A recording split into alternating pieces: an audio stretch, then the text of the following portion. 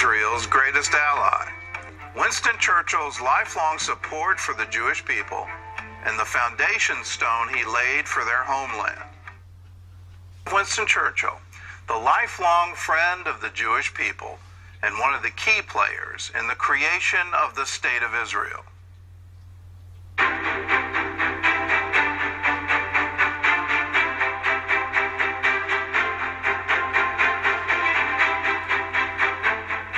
Winston Churchill's ties to the Jewish people started long before he was born. In 1841, a distant relative, Colonel Charles Henry Churchill, had created the first political plan for a Jewish homeland in Palestine, 50 years before Zionist leader Theodore Herzl.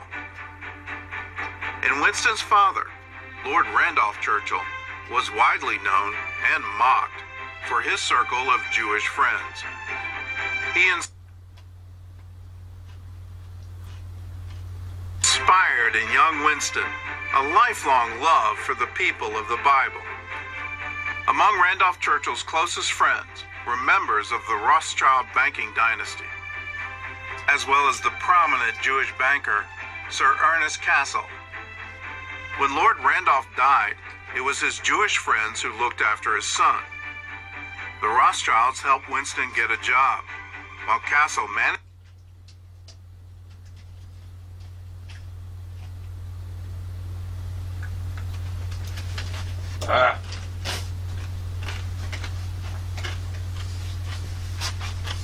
his life free of charge. For the first 30 years of Churchill's life, his connection to the Jews was purely social, but all that changed when he entered Parliament. In 1904, Churchill accepted a seat in Manchester, where a third of his constituents were Jewish. He won them over by opposing a bill that limited Jewish immigrants in Britain. That same year, another man arrived in Manchester, a Zionist leader with whom Churchill would share a lifelong friendship. Chaim Weizmann, a Jewish chemist from Russia, who later became the first president of Israel. He was instrumental in lobbying the British government for a Jewish homeland, and his efforts resulted in the Balfour Declaration of 1917. At the San Remo Conference in 1920, the British were given a mandate to enforce the declaration and create a Jewish state in Palestine. The man they put in charge of that task was Winston Churchill. During the First World War, the British had already made a deal with the Arabs. Help us defeat the Turks, and we'll give you sovereign rule in parts of Syria.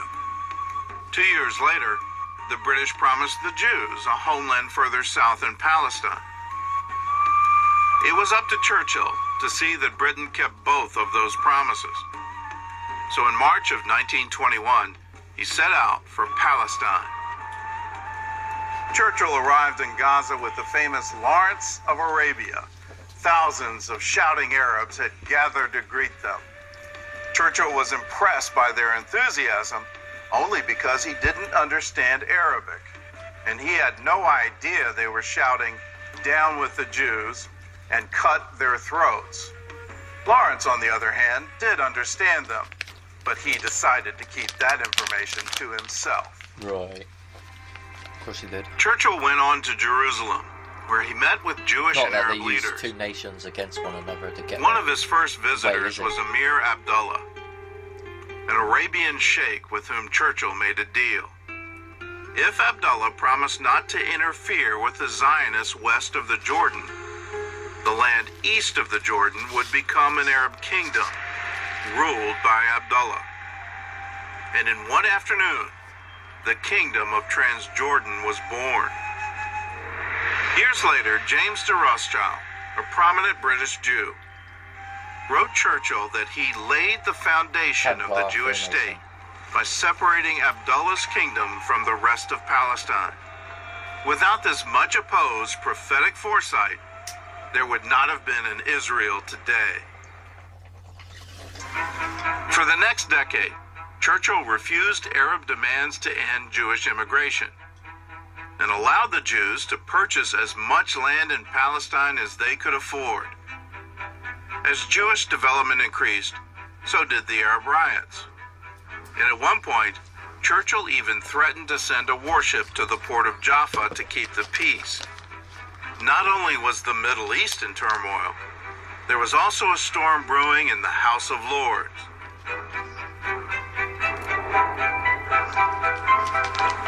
It started when Churchill signed off on a Jewish plan to bring electricity to Palestine by harnessing the power of the Jordan River. He saw it as a benefit to both Jews and Arabs, while the British lords saw it as a Jewish power play.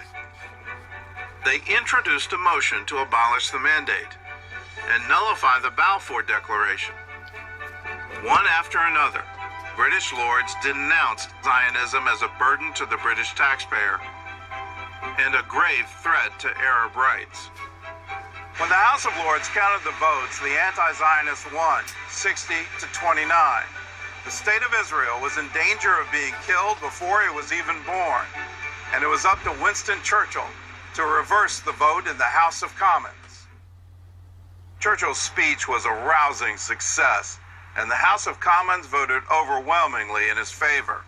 But 15 years went by. The Jews were no closer to having a state, and Churchill, now out of office, was powerless to help.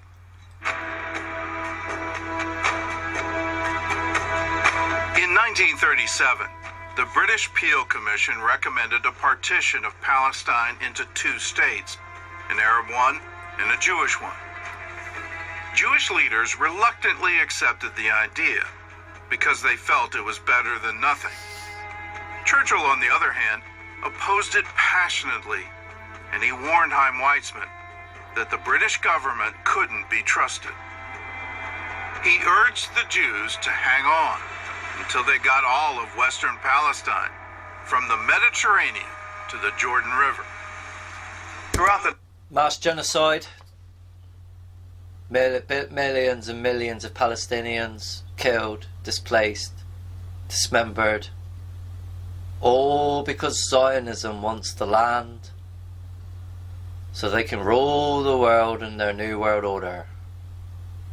The same things that's going on in California with the, with the attacks and the direct energy weapons. Just going on. My face life, I've just paused it because, again, I'm very vigilant with what I see. Do you see the faces in the rock, please? Please look at the faces in the rocks. Can you see them? Right here. Eye, mouth. Right next to it. An eye there. There's a smaller head there. Over here. What was this? I wonder. In the 1930s, Churchill's advice was largely ignored. He had been out of the cabinet for nearly a decade, and his beloved home at Freemason, Chartwell by the way, as well, had probably become a place of virtual exile. From Chartwell, he continued to issue warnings about Nazism, calls to build up the British Navy, and advice on Palestine. He spent the rest of his time writing, painting, and working on his house. Churchill later referred to the 30s as his wilderness years. In 1939, the British government issued a document known as the White Paper. It put strict limits on Jewish immigration to Palestine, followed by a total ban 5 years later. Britain's Prime Minister Neville Chamberlain defended the paper, stressing the immense importance of having the Muslim world with us. Once again, the world was at war. After 10 years in the wilderness, Churchill was back in the cabinet as the First Lord of the Admiralty. A year later, Neville Chamberlain was forced to resign. Forced to resign, people. And the king tapped Churchill to take over as Prime Minister. He wasn't against... For the next 5 years, their plans. Churchill focused mainly on defeating the Nazis. That's a big FU to bloody... When the war ended in Europe, Chaim resources. Weizmann urged Churchill to declare a Jewish state once and for all. It was on the initiative of His Majesty's government in the United Kingdom that the General Assembly placed the problem of Palestine's future government on its agenda. In 1947, the British government announced that they were pulling out of Palestine. A year later, the British mandate ended. And on May 14th, 1948, the State of Israel declared its independence. Just 9 months as later, prophecy. the British government still refused to recognize the Jewish state. So Winston Churchill, now leader of the opposition, delivered a scathing speech in the House of Commons, railing against what he called the government's gross and glaring treatment of the Israelis, and urging Britain to send an ambassador to Tel Aviv. The speech was a great success. And 9 days later, Britain formally recognized the State of Israel. Oh, thanks to Churchill. Churchill's old friend, Chaim Weizmann, now Israel's first So if it president, wasn't for Churchill, sent him a telegram of thanks. if it wasn't for Churchill, Zionism would be dead in the water. Fact. He helped create the Balfour Agreement, which takes our country's resources away from us as a people, and then also helped usher in Israel, the state itself. This is all written in prophecy. It's all written in Revelation. They are creating Revelation. Because they know. Churchill sent him a brief reply. I look back with much pleasure on our association. Then he added, in his own handwriting, the light grows. Churchill died at the age of 90. Both the Prime Minister and the President of Israel attended his funeral in London. And throughout Israel, people remembered the friend to the Jewish people. They also recalled his first trip to Jerusalem in 1921. Together with the chief rabbis, Churchill planted a tree on Mount Scopus to dedicate the site of the future Hebrew University. Then he told the crowd, I believe that the establishment of a Jewish national home in Palestine will be a blessing to the whole world. A blessing to the Jewish race scattered all over the world. The hope of your race for so many centuries will be gradually realized here. Not only for your own good, but for the good of all the world. Good of all the world. Most evilest people in the planet, people. For my part, I consider that I will be found much better by all parties to leave the past to history, especially as I propose to write that history myself. That's what they've been doing, folks. Rewriting history and telling you a bunch of fucking lies about him. Nobel Prize. You know, Obama got a Nobel Peace Prize, but he's just as even more wicked. George Soros, the same. Man of the Year. Really? So, earlier it was about Churchill's Druid connections, and this article goes into it, but I'm not going to read it. I'll link it up.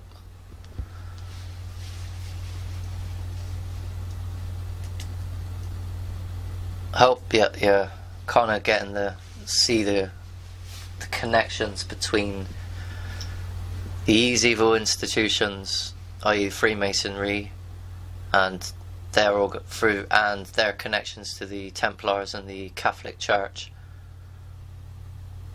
but also see that these people are evil, but at the same time their practices,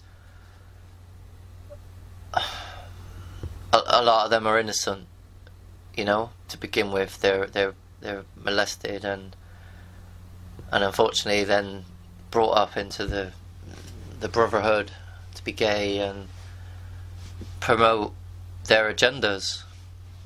So let's get into this article. Winston Churchill was probably sexually abused as a boy, according to the House of Cards creator.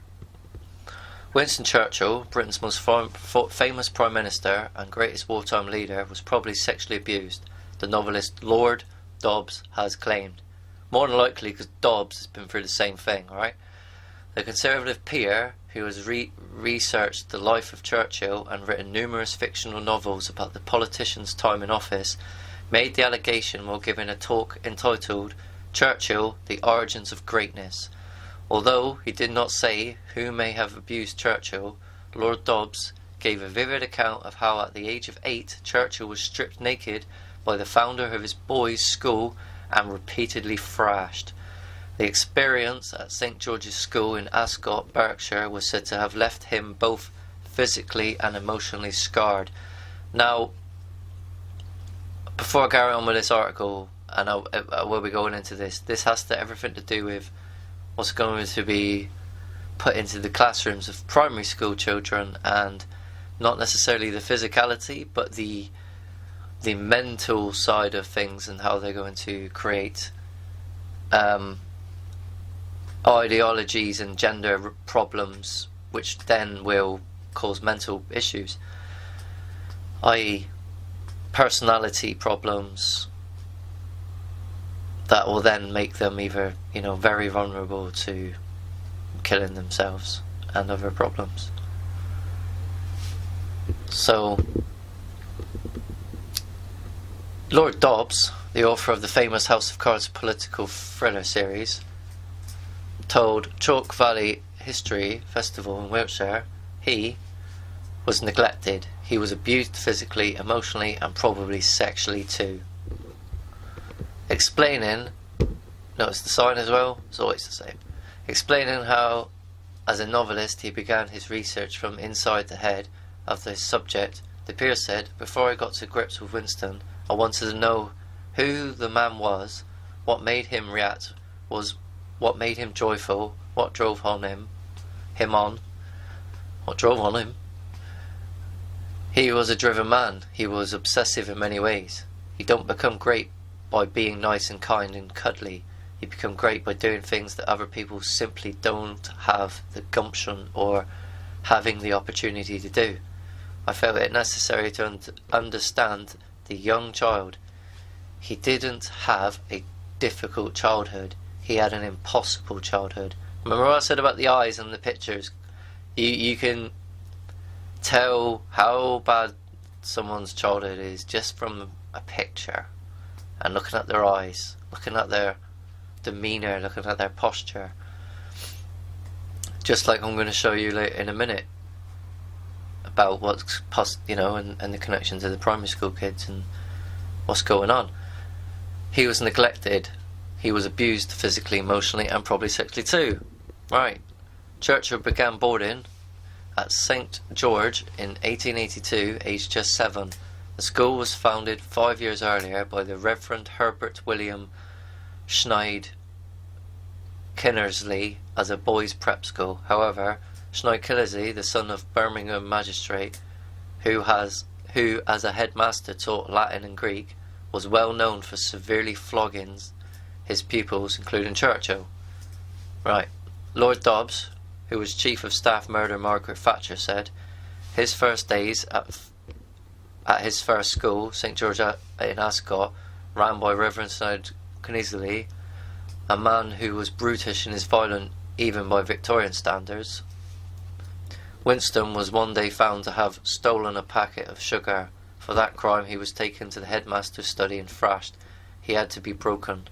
He was stripped, held down over a beating block, and thrashed again until the blood was coming out from the wounds. And it was only after the appalling treatment was discovered by his nanny that his parents eventually took him from this school. Churchill was removed from the school in 1884 and went to Brunswick School in Hove, where his academic performance improved. He eventually went to Harrow. He was trying to break the young boy. That was when he developed a nervous stutter. He became a very sickly young boy. It had been done to me. I would have said, "Look what it is I have to do to stop this." So yeah, right, he may have been beaten, right, but I've been beaten. Didn't cause me to stutter. Now what things do cause you to stutter is the sexual abuse. So there's things going on here, they're telling you, they're saying that he had developed a nervous stutter, but that generally doesn't be caused from being beaten with really more to do with sexual assault and dealing with it. But Winston wasn't like the rest of us. After he recovered from that thrashing, he found an opportunity to sneak back into that headmaster's study and stole the headmaster's straw bow tie that he used to official occasions. He took that straw bow tie, he signed the sign of authority to the woods, and for one glorious afternoon kicked the crap out of it. Not bad for an 8-year-old boy who had just been so cruelly abused. Winston was not like most of us. There was something inside him.